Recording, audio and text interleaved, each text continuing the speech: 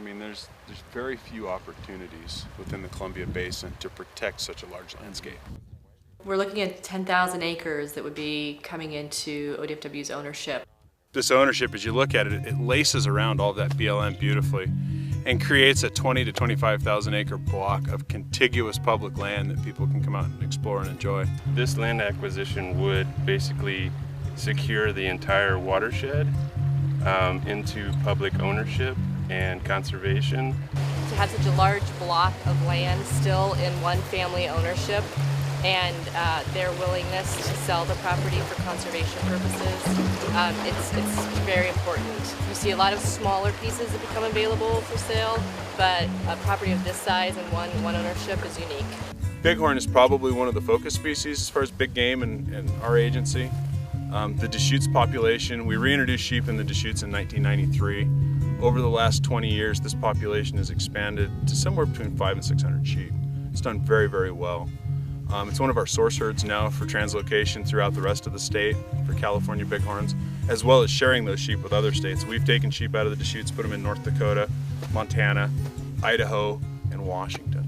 In addition to sheep, there's abundant mule deer on the property.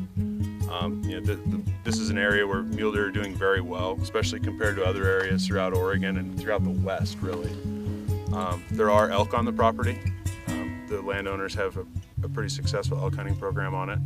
So there's just about any big game species that a person wants to come out and view or hunt, they're going to be present on the property. Hunters from northwestern Oregon, Portland area, where I lived for years, this is pretty close, and I have this kind of a opportunity at this scale that close to Portland is going to be a real bonanza.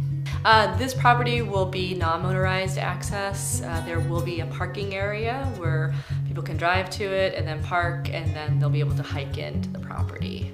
Yeah, so just foot access only on the property.